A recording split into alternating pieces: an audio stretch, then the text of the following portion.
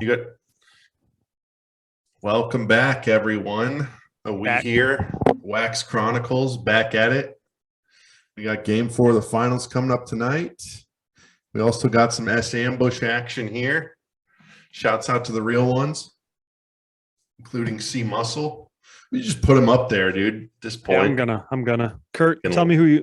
Well, I know we talked about putting their favorite player next to him on there, but I don't know. Kurt, give us a. You know what? I don't fucking know. I'll figure something out. We'll figure this out. I didn't see. Okay, wait. Never mind. I did pay attention to the comments on the last video. Okay, I want to make sure I wasn't missing anything. Where the fuck's J-Man at? That's my question, dude. I thought we had loyal fans, dude. We got one, and his name is C Muscle. Seriously. Well, I don't know. I guess we should probably start with the finals, right? I mean, that's the dude. That's the topic of the day. Like I said earlier, we're in advance of game 4 here, so it's a big one. Game 4 is big in a 2-1 series. What are your, I guess, how do you think this game's going to go, bro? I don't know, man. What do you think? As much as I want to work myself into a shoot and say like, oh, the Celtics are just going to like win the game at home, I don't think that's going to happen. I think the Warriors, I don't know. I just have a bad feeling. I just feel like the Warriors. Refs are going to be up to no good, dude. Yeah, Warriors, I feel like Steph's due for like a. What do you mean he's due? He's doing great. No, at least like shooting like a supernova quarter. He's had what, 2 of those already? I'd say the 1 third and quarter, a half, right? First quarter game 1, and then the third quarter of last game. Yeah, I don't know. I guess of game 3. Yeah, I mean, I don't know. I just feel Jason Tatum's dude. That motherfucker shooting like 330, and he's always like this. He's always bad. I've been telling everyone this for years, and nobody fucking listens. I'm getting real bold with my Jaylen Browns. Yeah, calm your ass down. He should win. Yeah. If I had my druthers, though, he would win Finals MVP if the series kept going like it is right now. Jaylen Brown. Yeah, I think so too. I don't know. Tatum really needs to step the fuck up, though. I mean, like at a certain point, the assists and the defense and the this and the rebounding is great, but it's like you got to shoot above 35%. Like. Can we just establish that? Yeah, and it's almost if the Warriors win, Steph's going to get a Finals MVP. So no doubt, and he's probably the best player in the series thus far. Yeah, but it's not by such a wide margin where I would ever even consider giving him Finals MVP. If that's even in consideration, unless he goes like bananas, like he'd have to do some really crazy stuff. Yeah. Because I mean. I don't know. There's not much of a precedent for that, so you have to do something pretty crazy to be even talked about in those as that being a possibility. Yeah, like shoot more than 1% in the fourth quarter would help. Pretty much. But yeah, I don't know. I guess I just have a bad feeling. Hopefully, I'll be dead wrong about that. Celtics will make quick work of them, go up 3-1, and then see what happens after that. But if I was a betting man, I wouldn't put any money on it. That's for sure.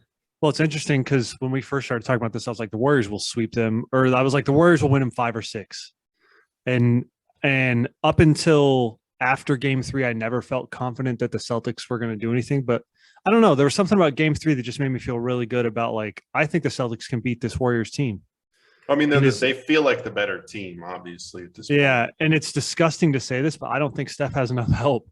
Yeah. Which I mean, I think that's an indication of Steph. Like he's not able to carry a team that has, 2 Hall of Famers other than himself on it, as well as an all-star in Andrew Wiggins and Jordan Poole overall pick in his absolute prime, up and coming guy. Yeah. I mean, the list goes on. How many top 5 picks? Yeah. A 6th man of the year candidate in Jordan Poole. Yeah. I mean, that's he's got to get some help. I was like, yeah. But the thing is like, there's nobody helping him. But But again, if he was a player at the next level, he would be able to make it work. I feel. Well, yeah. I mean, this is the question I would pose. Like, do you think LeBron or KD could win this series with that supporting cast? Oh yeah, I'd put a lot of guys on that list. Like Kawhi Leonard, like a healthy Kawhi probably could. I don't know. Giannis, obviously. I mean, Giannis needs even less Which than that. I know we get pretty bold with our KD takes, and I hate KD. And I was thinking about it, dude. I got to take him a peg down Getting because swept. no, not even getting swept. He has not won a title without the greatest team ever assembled. That's fair. And he's played in one final where he wasn't on the greatest team ever assembled.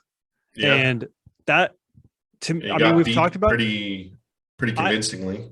I'm not happy. I'm not satisfied with those Warriors titles because it was the most disgusting miscarriage of justice when it came to team assembly I've ever seen. So it's like, it'll take him winning a title is like the clear. I mean, I think he was the best player on the team, clearly. Yeah, but again, not playing on a team that would just went 73-9 would be nice. Yeah, he joined. Yeah, it's like, of course, the game's going to look easy when you're on a team that's probably the most stacked team in NBA history. I mean, probably. No, you'd have to go back because, like, if you're going to compare them to the league at the time, those Celtics teams in the '60s were probably more stacked.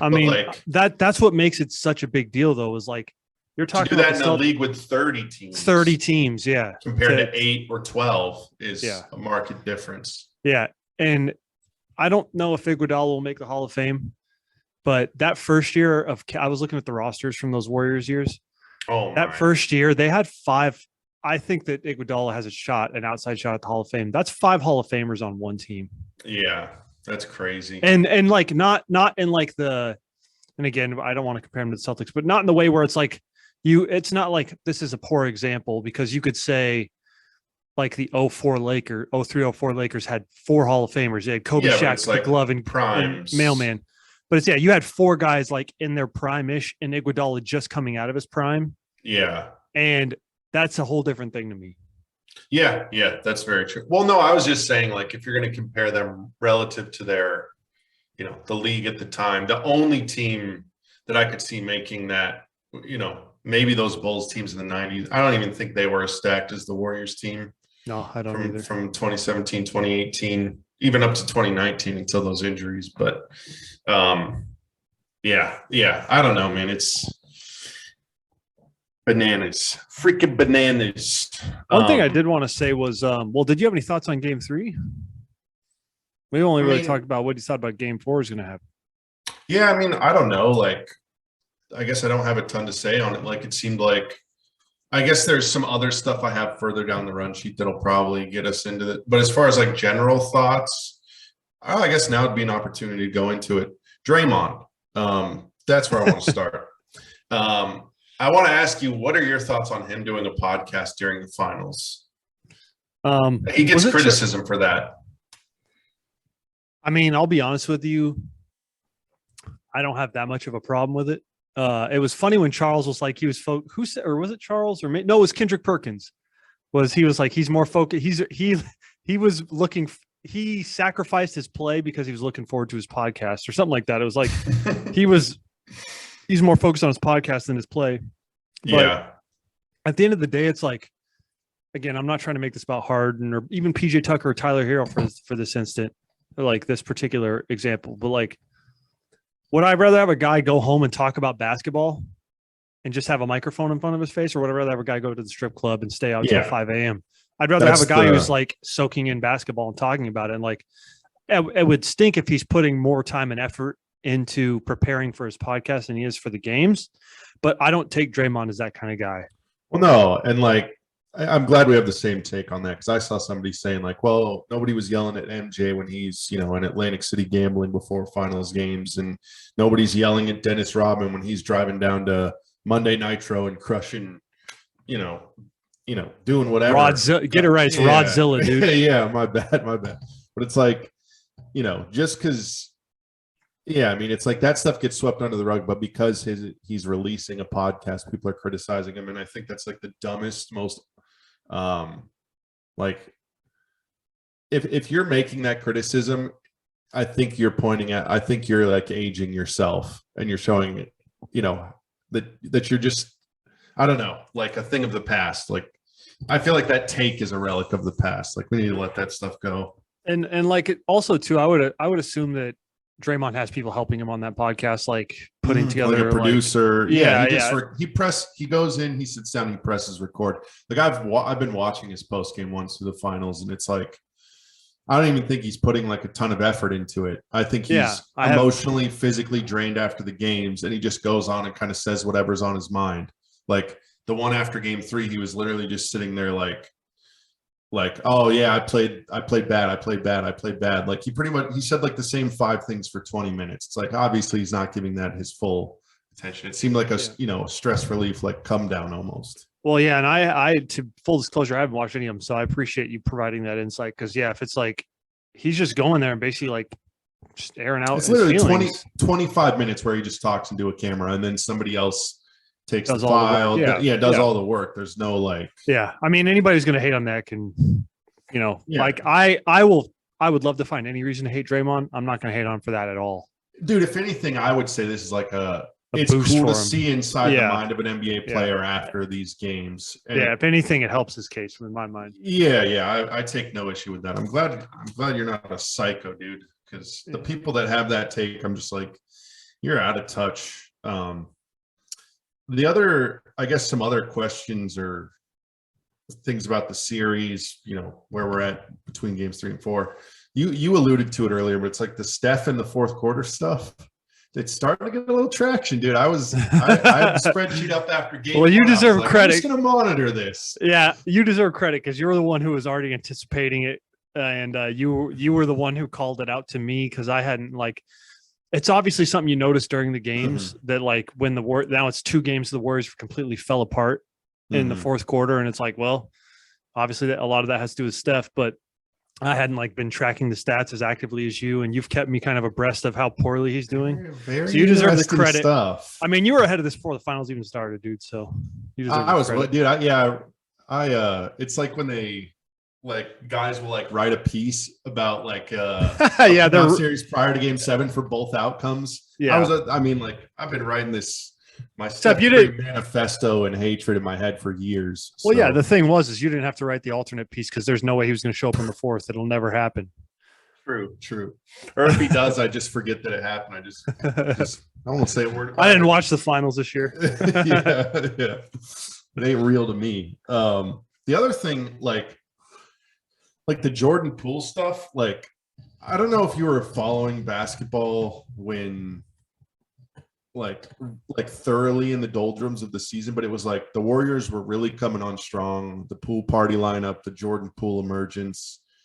And he was like, just the fact that like, and I hate to just continue to like, I don't know, take these victory laps on things that we have no right to. If it involves the Warriors, do it. But dude, there was like a 3-game sample size, that Poole party lineup doing things, and it I guess it's been played off the court in the finals. It hasn't been effective at all during like the playoffs and stuff. And then I don't know, it's just good to, I guess the fact that they were like anointing that the new death lineup, and like people were like, oh, how many years of this are we going to get now? It's like the second leg of the Warriors dynasty. And it's like, oh, maybe it's not that. I don't know. It feels good that lineup's not like a huge thing, because there was a point in the season where that just irked me so much, dude. I was like, I don't know. I felt like I was losing my mind with my Warriors hatred during the doldrums of the season. I was like, what is going on here? Speaking of Jordan Poole, I think it was the Western Conference Finals. I don't know if I'm sure you do. I'm sure everybody does, but you'll come across these little things that just stick in your mind and really bother you or annoy you. And they're like, it was a mic. They did a mic'd up segment with the Warriors, and it was, I forget what game of the Western Conference Finals. I believe it was the Western Conference Finals. It wasn't any time in the finals, but Jordan Poole was mic'd up. And I mean, you and I both, I'm sure, have seen 10,000 mic'd up segments at this point. I mean, like they do mic'd up stuff all the time. We've been watching basketball for so long, so of course we've seen so many mic'd up segments. But Jordan Poole was like on the sideline in his warm up, and he was like playing like an air guitar, and he was saying, "Let's rock out, let's rock out." I'm like, fuck this team. Fuck this city. True. That's funny. I'm just kidding. Let's rock out. Let's go Giants. I actually kind of respect that. I know. I thought you'd like it, dude. I'll try and find it. That just for some reason made me fucking angry.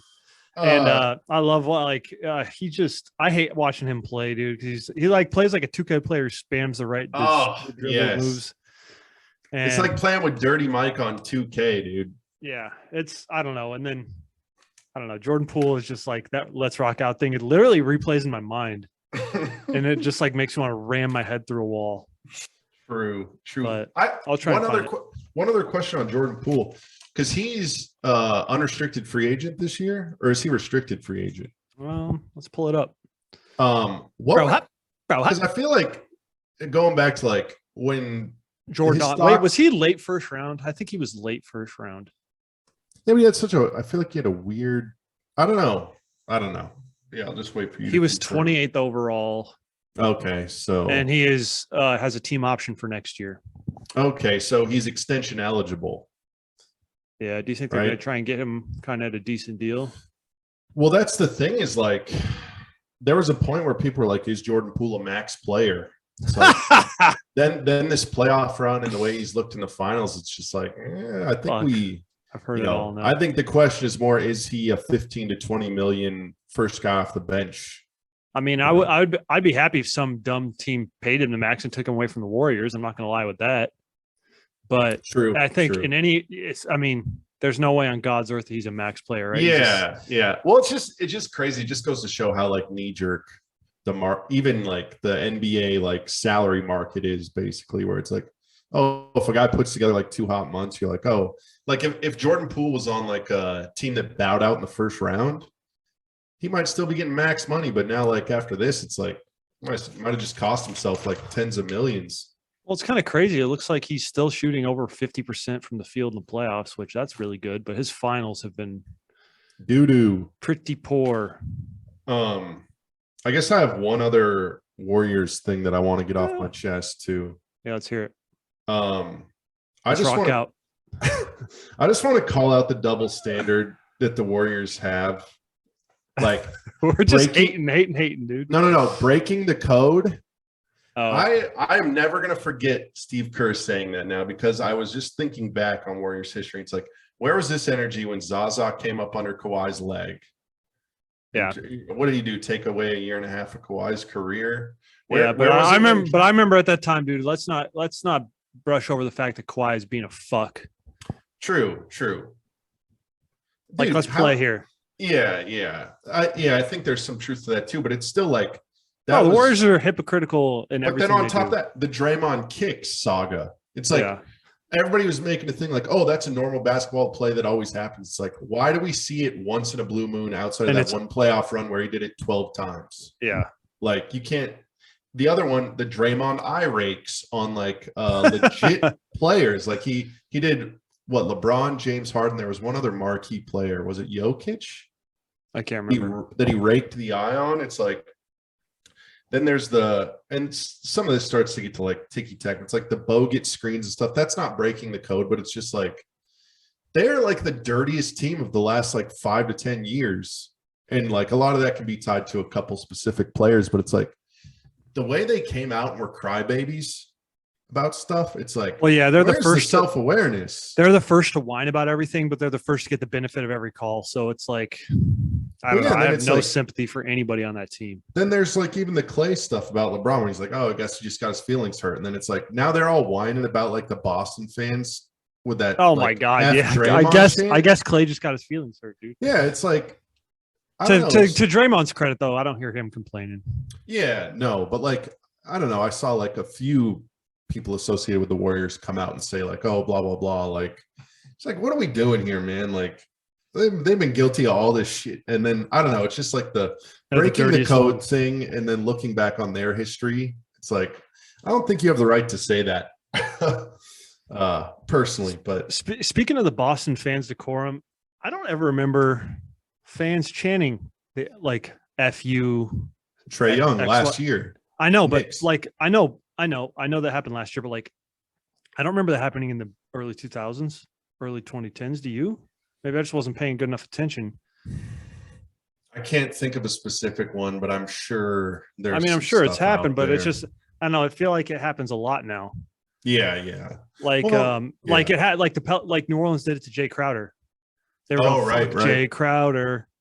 But it's like, I don't know. It just seems more commonplace than it used to.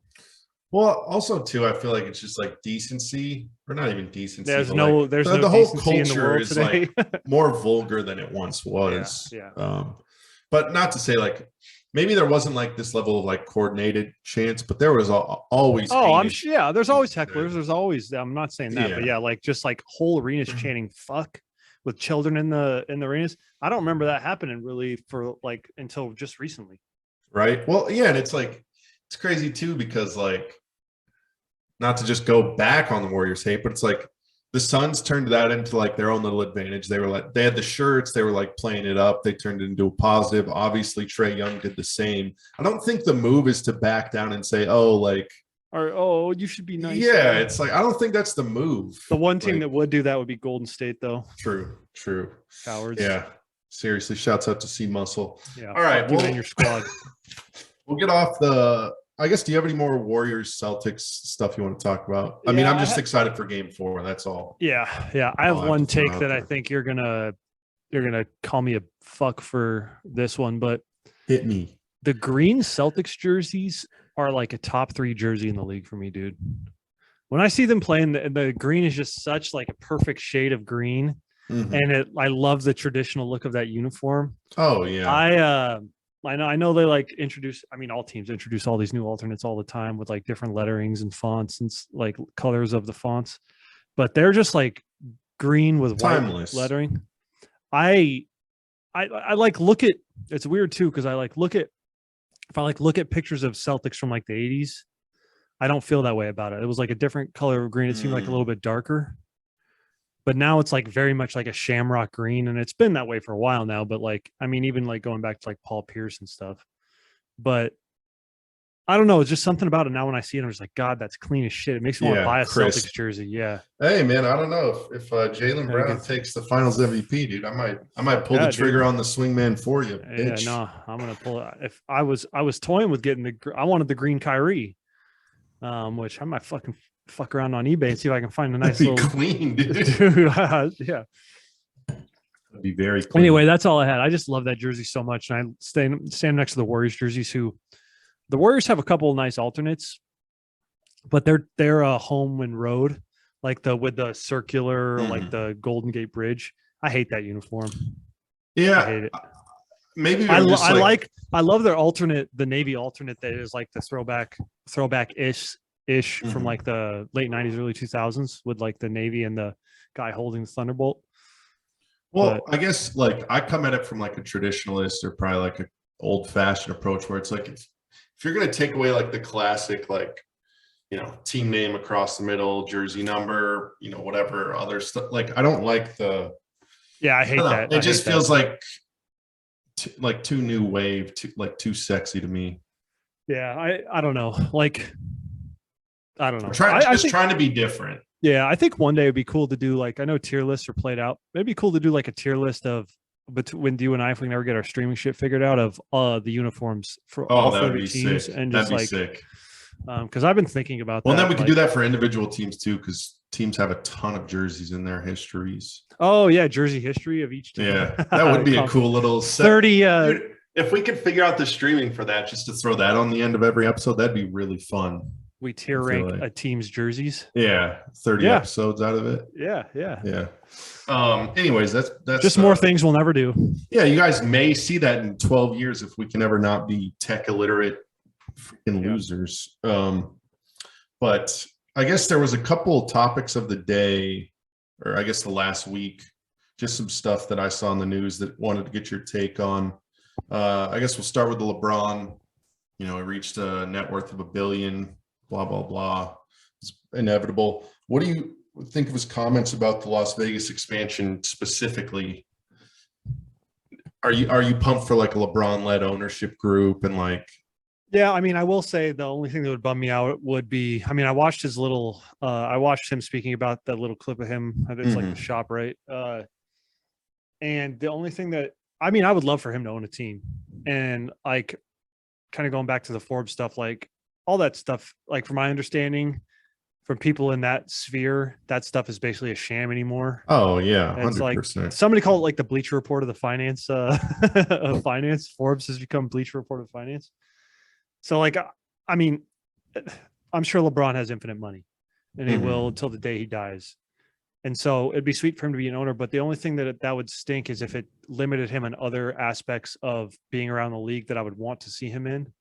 Because like as an owner, I don't know how much you can do in the way of like commentating or being an analyst or it'd be like tampering and or being like in coaching or management or front office. Yeah, it's like, I mean, I know that you're an owner, you obviously can have the same personnel decisions, but I don't know. Imagine one season as player owner though.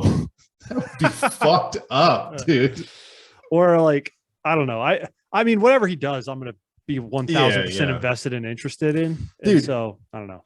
I was thinking about it from the perspective of like our LeBron like love and like fandom. It would be so weird because I would feel obligated to root for a team that he owns. Even like I feel like I don't know, man. It's just at this point it's like mental illness or an obsession with LeBron. But like I don't know, I was already prepping myself for like that's going to be a weird moment when it's like, do I have to root for this team too? It's like, I mean, we can always ask the question like, what will happen? But it's like, I don't know. I'm sure it'll just come naturally as does all our LeBron fandom, I feel like. Yeah, I mean, I don't know, like, because, well, I just don't know how much, because I root for LeBron when he's on teams that I hate because it's good for his legacy.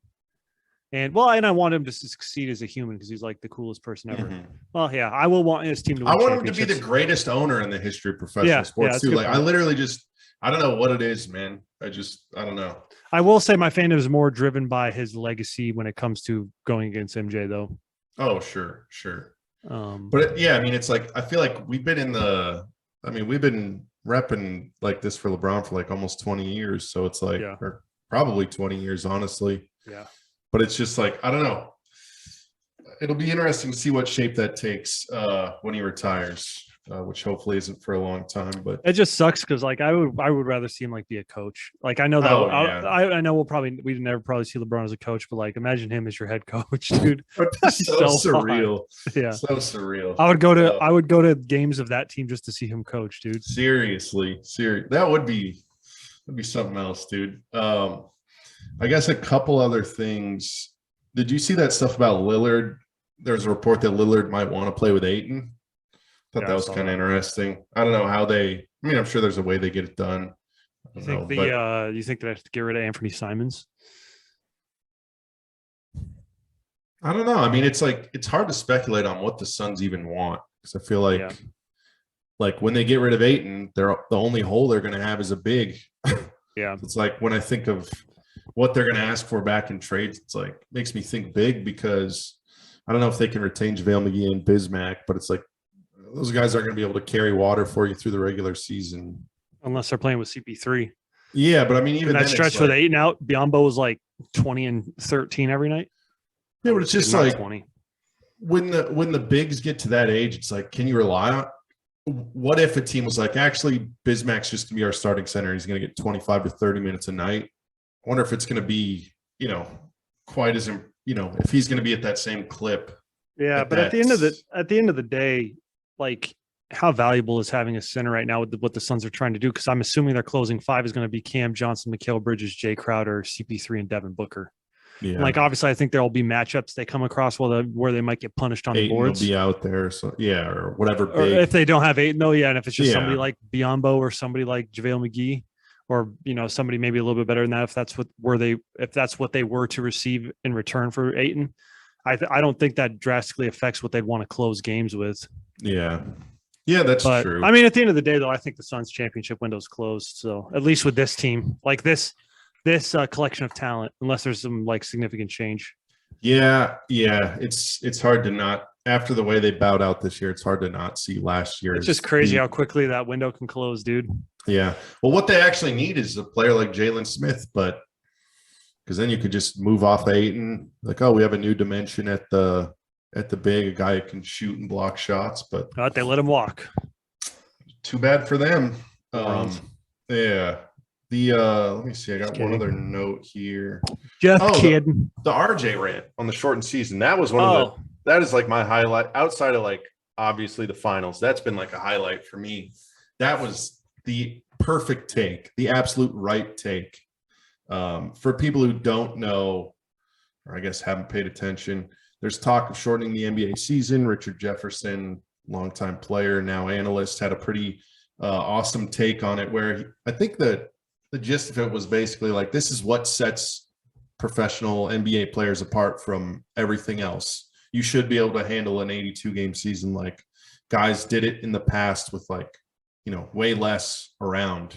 You know, they didn't have trainers and chefs and massage therapists, nutritionists, sleep therapists, studies, like all the technology and stuff. So it's like, private jets, all this stuff. Yeah. And I love that take came from like a respected player's voice. Yeah. Same. I feel like we needed to hear that.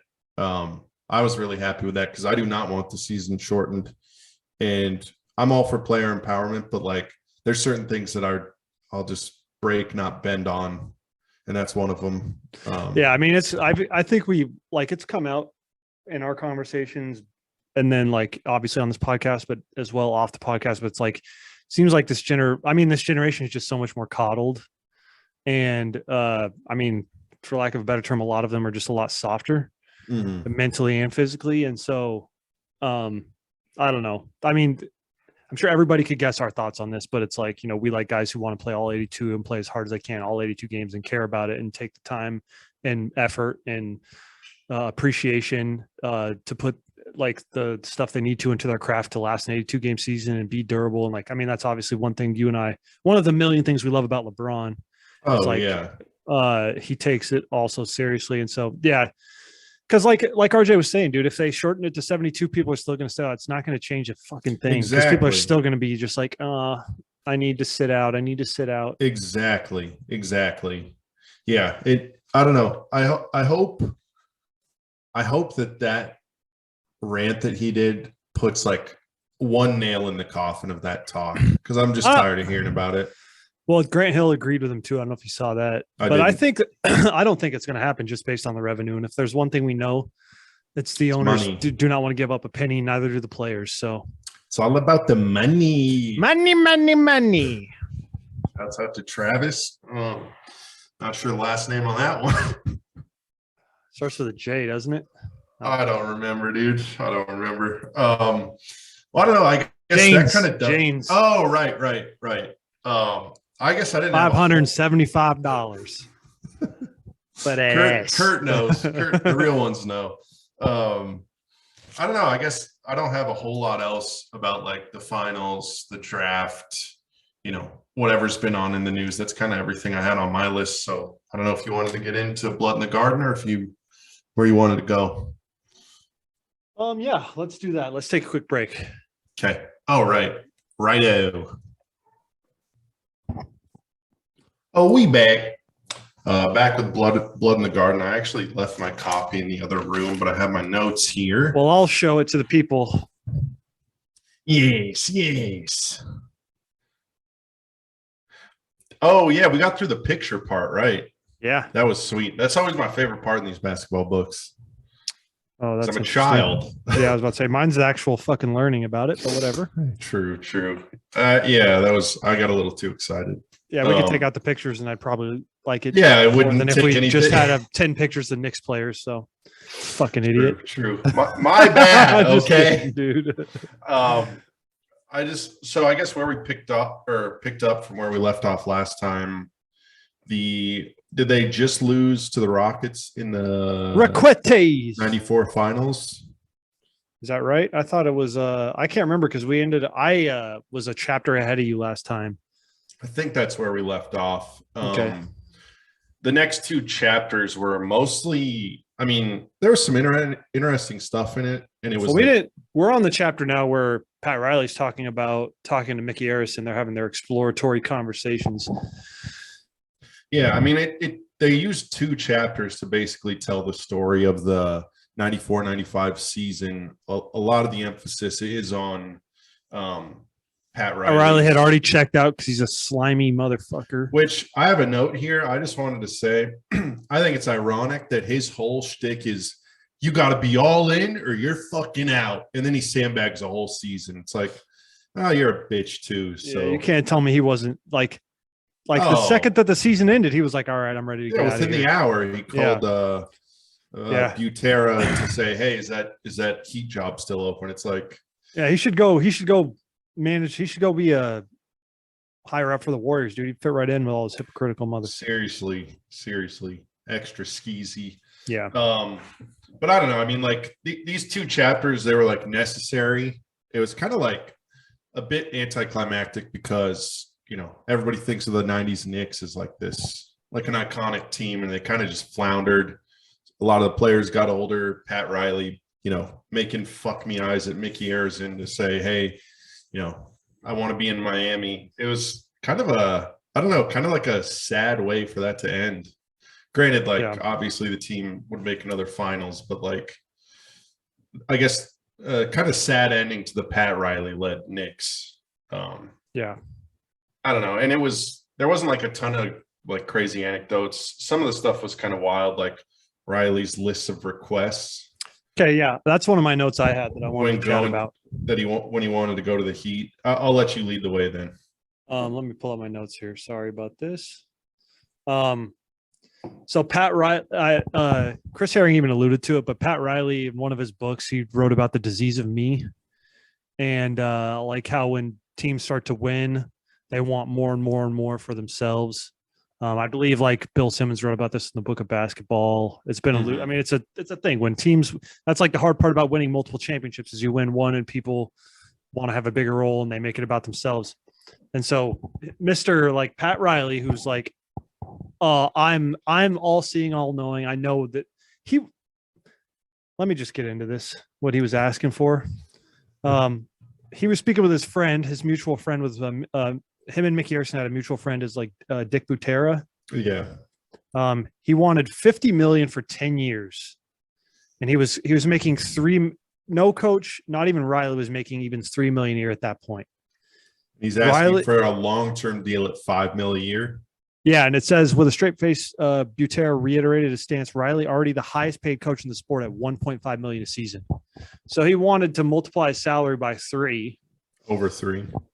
Yeah, over 3. Triple my salary. 1. Yeah. That's not even the craziest part. No. And then he said a 4-page, 14-point memo. Riley wanted an immediate 10% ownership of the team, which think about how much that's worth at this point. Oh my hundreds God. of millions. Yeah. Because I mean, every team is worth $1 billion, so it's at least a couple bill million. At this point. Yeah. And another 10% share over the course of his deal. So is that true that he's a 20% owner of the Miami Heat at this point? That seems awfully high. No, I think I heard or read something about this because obviously the Heat would come under new ownership. So I think Riley gave back. I don't know exactly how it worked, but I don't think there's any way on God's green earth that he owns 20% of the Heat at this point. He also wanted Arison to loan him money to pay taxes on the initial 10% stake. He wanted complete control over Miami's basketball operations and to be named team president.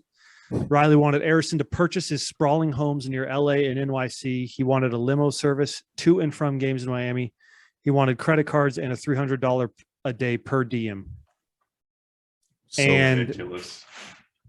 And this motherfucker, I just like this like section made me sour on Pat Riley. I mean, I know like there's parts of him that I like, there's parts of him I despise. This is what really tipped the scales on me. It's just like, what the fuck? And then it goes on like the crap, like or wait, no, Arison still owns the team, right? Yeah, Arison's the owner. Okay, my bad.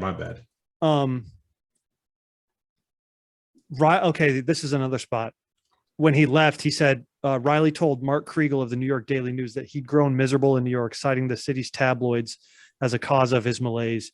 He also mentioned that coaches there rarely make it beyond 3 or 4 seasons. And so you're going to sit here and say to my face that you're leaving because the tabloids. It's like, no, you got to literally.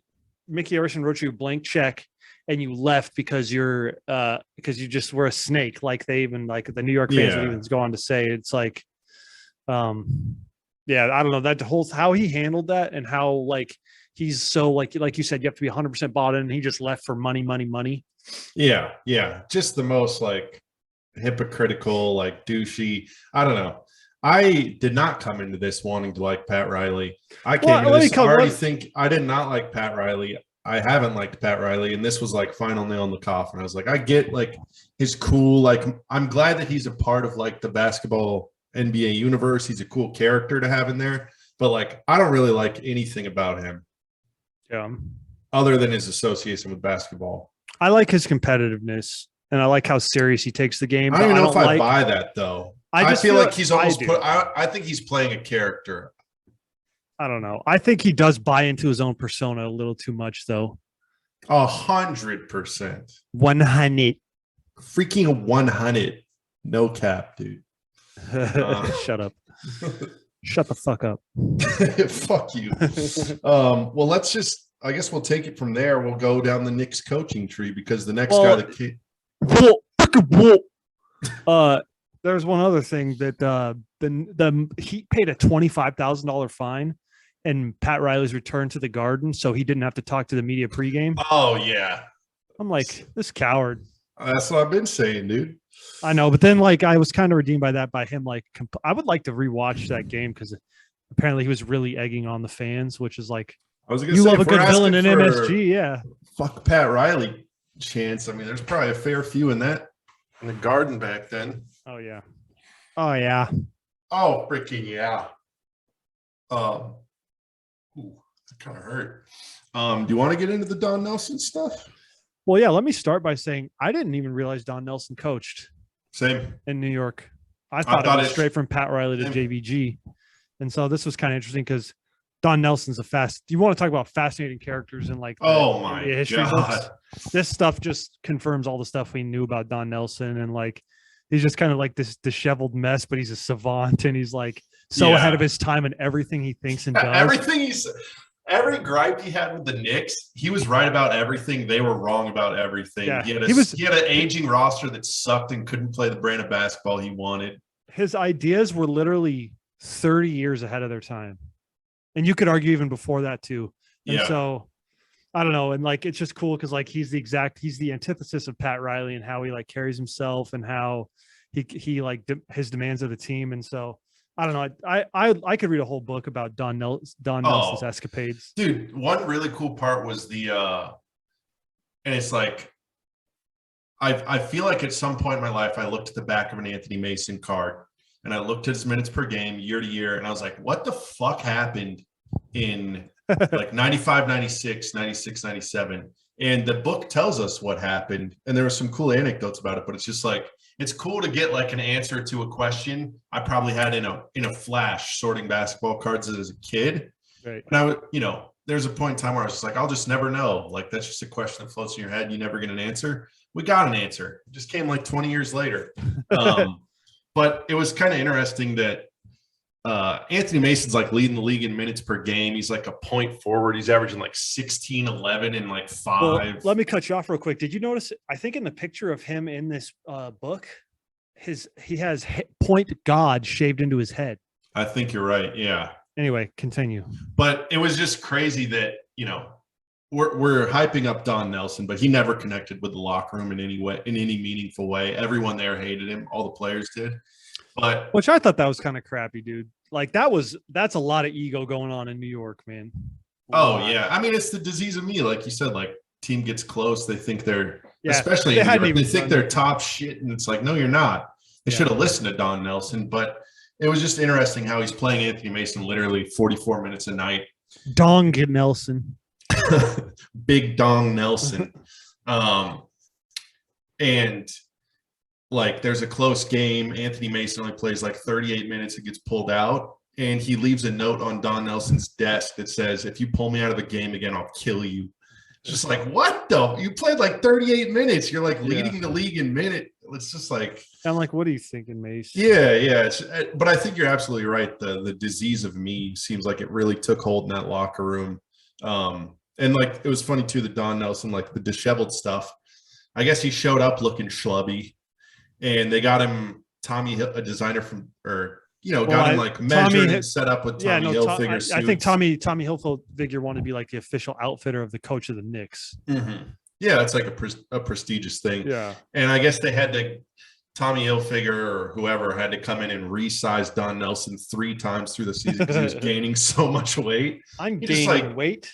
he couldn't connect with the locker room. The season was going poorly, and he was just like eating his feelings. But the crazy part was, like, they fired Don Nelson, and they had like a good record. Yeah, It was like 46 and 35 or something. Is that what it was? Yeah, Something. I thought it was 30 and 20 in the 30s and in the 20s, maybe. Yeah, I think they were 10 games above 500, whatever it was. Yeah. But that just kind of blew my mind. And then I don't know if, like, is there anything else you want to say on the Don Nelson, or do you want to jump into the JVG stuff? Well, yeah, I just was kind of bummed out at how it sounded like how Patrick Ewing handled the situation, and just being kind of I mean, I think these things have kind of come out about Patrick Ewing, though, like him being aloof when things aren't as he sees fit.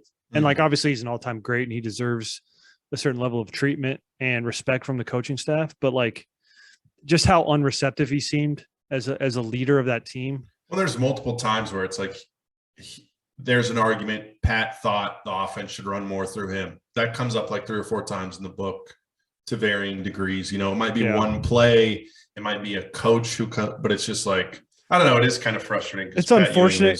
I really want to like Pat Ewing a lot, but he seems like a type of guy is like, I don't want to win. I want to win and go the way I want it to go. Yeah. First, I want things to be on my terms. If we win, that's cool. It's not win first, my terms second. Yeah. It seems like his priorities are a little off there. It was crazy too. Like, ultimately the thing that got Don Nelson fired was asking, hey, can we trade Pat Ewing for Shaq? Which would have been the greatest trade ever, right? For the Knicks. Yeah. It would have been. And, you know, like, Shaq knows? I don't think I know, but he could have delivered multiple titles to the Knicks. I agree, but I don't know how I wonder, again, that might be just another anecdote for the book, but it's like, I wonder if Orlando would have even entertained that, because like they really pushed hard to sign Shaq, if I remember correctly. Yeah. It's not like they were like, fuck, he's gone. Yeah. Maybe it was like that. I don't fucking know. No, they really. I just feel like when I watched the Shaq and Penny 30 for 30, I can't remember. Well, and that comes up in 3 Ring Circus too. I'd have to reference back to that, but I'm pretty sure the Magic wanted him really bad. Oh yeah, of course they did. I just don't know how serious Shaq was taking re-signing there. Oh right. Oh, and one other thing about Don Nelson is they touched on the craziness of C-Web getting drafted to the Warriors, and all the Warriors had to give up to get C-Web, and then C-Web and Don Nelson hating each other. I could use some more exposition there, because I feel like there's got to be more than some of the stuff like it, you know, I mean, I don't know. It just seems crazy that he went to a team where there was so much promise. And he's like, fuck this. I hate this coach so much. I will never play here again. Yeah. Seriously. Yeah, there's I don't know. Don Nelson is a fascinating catalyst in NBA history multiple times over. And some of the stories surrounding him. That's talk about a autobiography I'd like to fucking read. That will ever, even up to his recent exit from the Mavs, like that wasn't pretty. Well, yeah, the Mavs and the Warriors when yeah. So I don't know. Then we finally get to Jeff Van Gundy, who you want to talk. He's so far maybe the MVP of this book. Yeah, just the GOAT, dude. He's at Yale, and he's like, hey, I'm dropping out of Yale because I got a real shot at this JUCO playing point guard. It's like, because he loves the game that much. Yeah. I mean, and that's like early on in the JVG stuff. But when I heard that, I was just like, I already knew this guy was a G, but like everything we read in this book about him has been electric so far. Yeah. Literally living at the facility. Like, that's not a joke. Like he lived at the Knicks facility. Or I thought sleeping on a reception area couch. All right, wait. I thought he was living at Providence when he was working at Providence College. That's where Stu Jackson was coach. They were both assistant coaches Providence? For Rick Pitino. Right. You're right. But yeah, I mean, it just fed into everything that we love about people like that around the league. It's just like he just cares about it and loves it so much and is obsessed with it. He like literally gave up a Yale education to go play for a JUCO. Because he loved basketball that much. He transfers. I think he played for 4 colleges in 5 years. Yeah. It's just like the guy obviously never had the physical tools to get to the league, but it's just like Pat Riley talks about like, oh, I'm all in. It's like, no, you're not. You know, the guy who's all in is Jeff Van Gundy. Yeah, and he got him just as close to a Nick title as Pat Riley did. So. Exactly.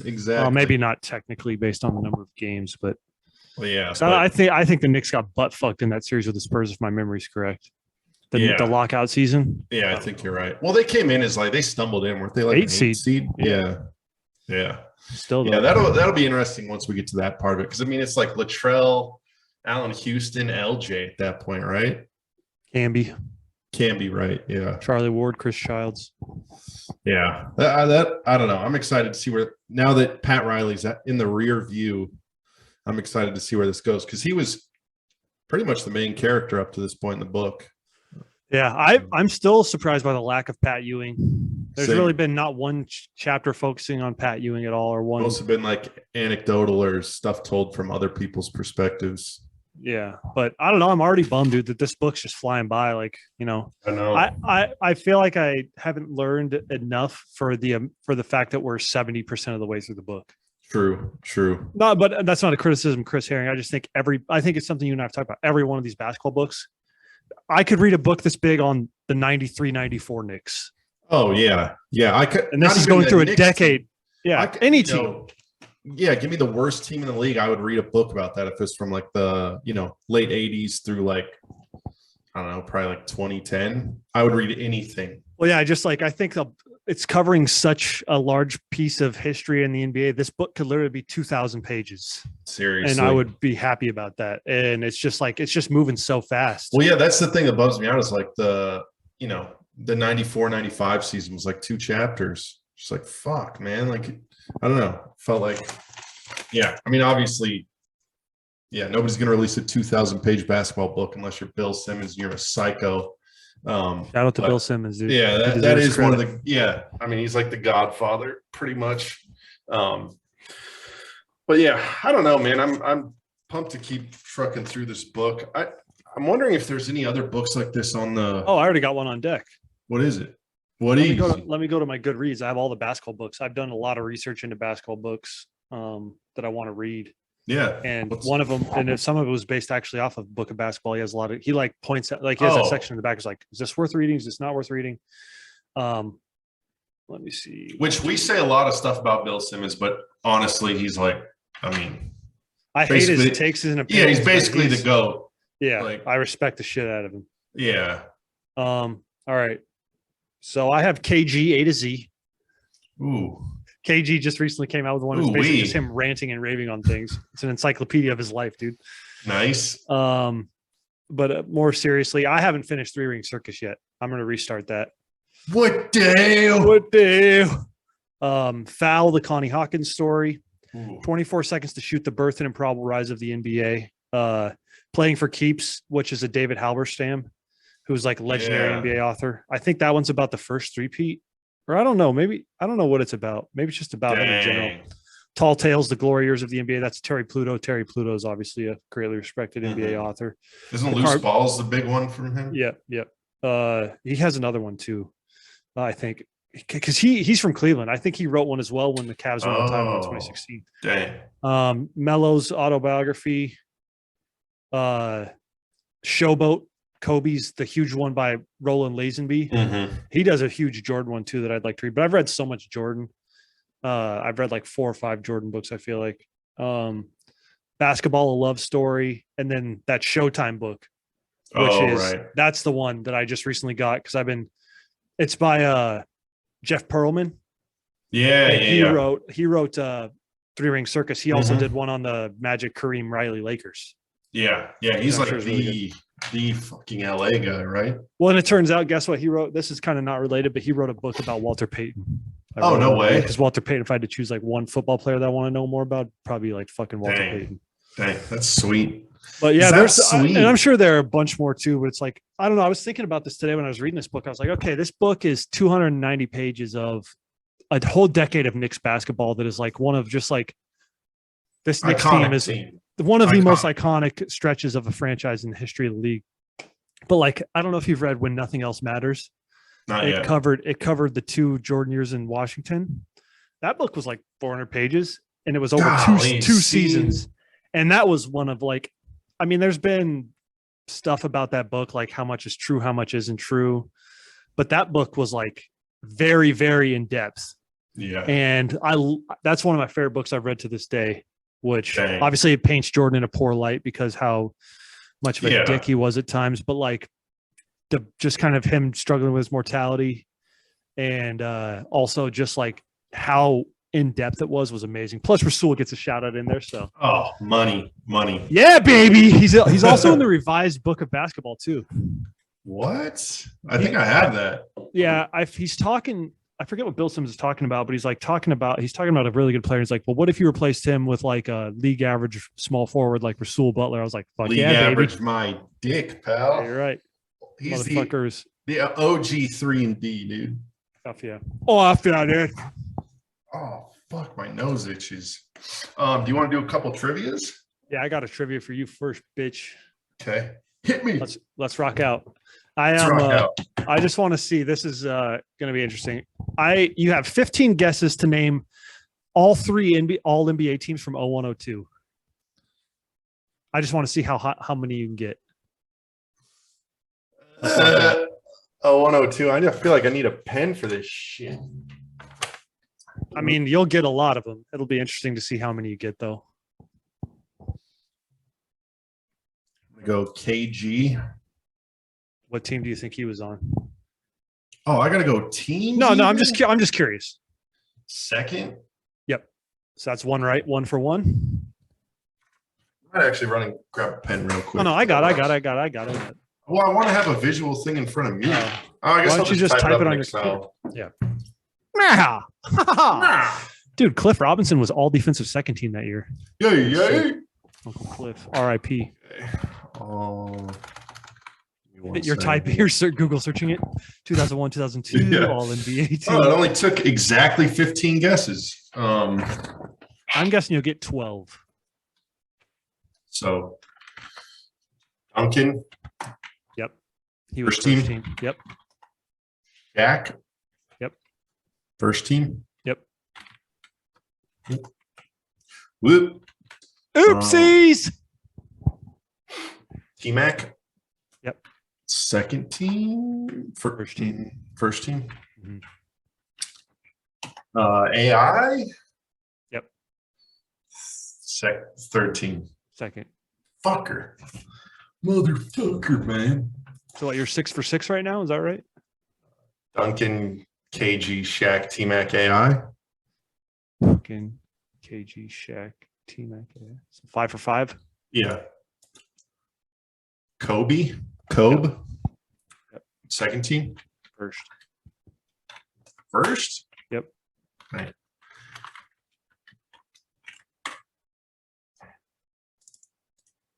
Well, that's all the NBA players I know. So you have 4 of the first team already. Kobe, Duncan, T-Mac, Shaq. Okay, give me 1 second. I wonder. Let me Google this real quick. No, I'm pulling up the NBA standings just so I can have all the teams in front of me to just kind of like think a little bit. Is Dirk in there? Yep. 13? Second. 7 for 7? I think so. Yeah. I think sure. Definitely haven't missed one yet. Go Vince? No. Really? Major L. J Kidd? Yep. He was the last person on the first team. Okay. Herker. There's like 2 or 3 I think could trip you up. Be more than that, dude. This is hard to just pull straight off the fucking. Well, you got AI, Dirk, and KG. You're missing 7. Who were just think of 7 All-Stars from the early 2000s. Yeah, but this stuff's always hard because it's like the second you like when there's like pressure around it, I feel like it just gets hard. I'm gonna go C Webb. Yep. Yes, be third second team. He was second actually. How do they have more lineup flexibility in Yeah, KG, Dirk, and C Webb.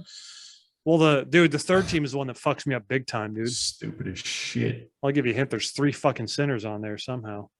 You could argue one's a power forward. Dang, I was gonna say no. You said a 102? Yeah. Okay. You're missing one on the second team and the entire third team. Dang, it's crazy that I've only got first and second team guys so far. You're a star plugger. You don't only know 10 players. Well, I'm just kidding. Josh and you, dude. Trying to think. Fuck, this is hard. This is hard.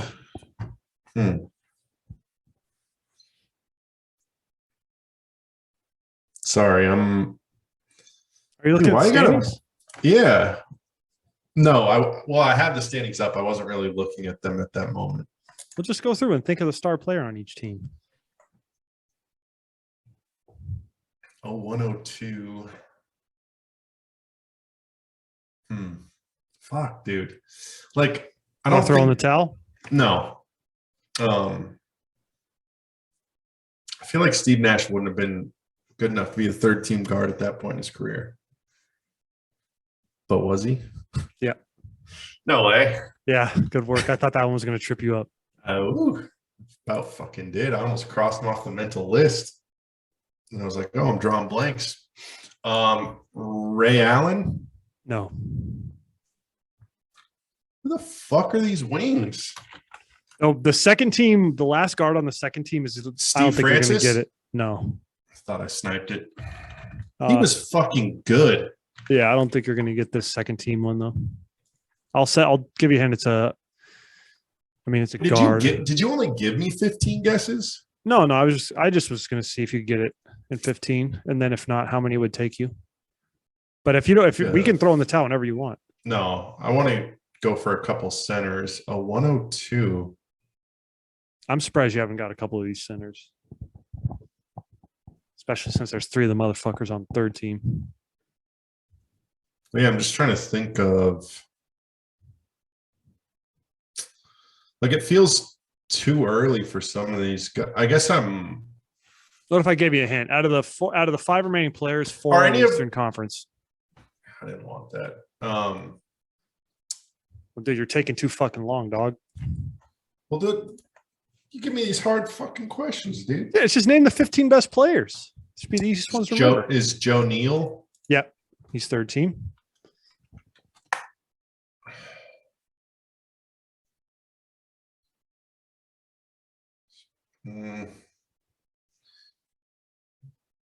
Powell? No. Wouldn't have been at that Powell's rookie year. Yes. I was thinking it was either first or second year. I wasn't sure.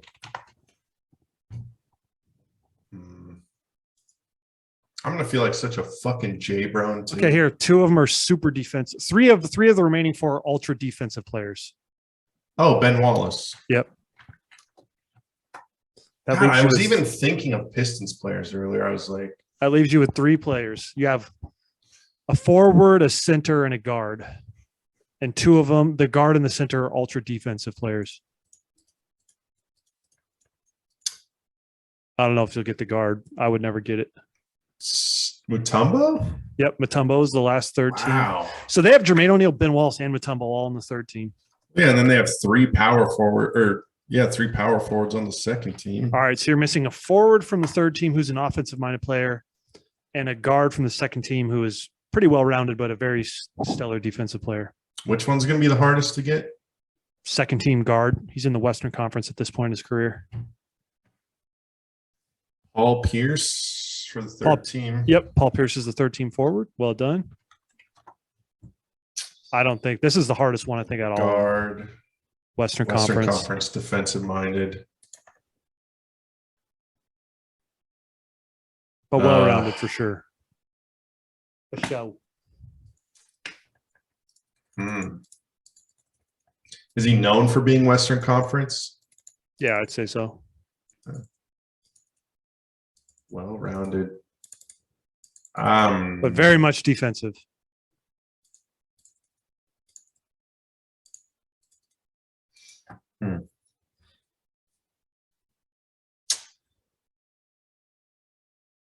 I don't know if I can get it.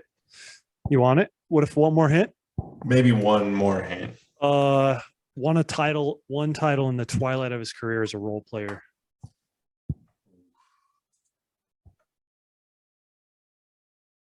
I already said J Kidd, right? From the same city. I'm not sure. The Oakland Guards. There's 2 legendary Oakland Guards from that era.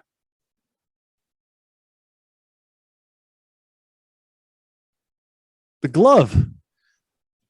I was literally mouthing GP to myself because I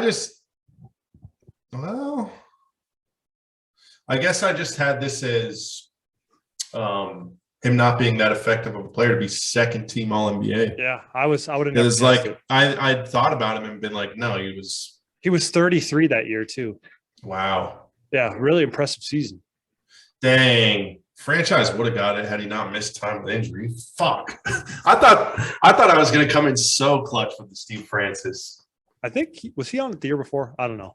Let's do your trivia cards real quick and get the fuck out of here. Wait, I've seen these ones, so I'll ask them to you. Wow. What NBA team plays in Market Square Arena? Indiana Pacers. That is correct. Where did Pat Riley play college basketball? Kentucky. You fucking Kentucky. Wait, do I have to flip it this way? Other way. Yep. How was I doing this before? Oh, like that looks right. Who was known as Clyde? Frazier? Yeah. What's his first name? Walt. Okay. Just want to make sure you got it. Walt. Frickin' Walt. Okay, this is a long one, so hold it there for a while. What season did the NBA all-rookie team consist of Michael Jordan, Hakeem Olajuwon, Sam Bowie, Charles Barkley, and Sam Perkins? Okay, what year was Jordan a rookie? Whip out that Beckett. Just picture it now, dude. Well, no, because wasn't his rookie card after his rookie year? Just picture it, dude. Isn't it 84, 85? Yeah, well done. Nice. I wanted to look. No. What were we gonna do? I just wanted to look up Steve Francis's All NBAs because did he have multiple All NBAs? He had no All NBA teams. Okay, I could have swore to God he had one. I thought I saw it when I was looking through this shit. All league, all rookie, first team.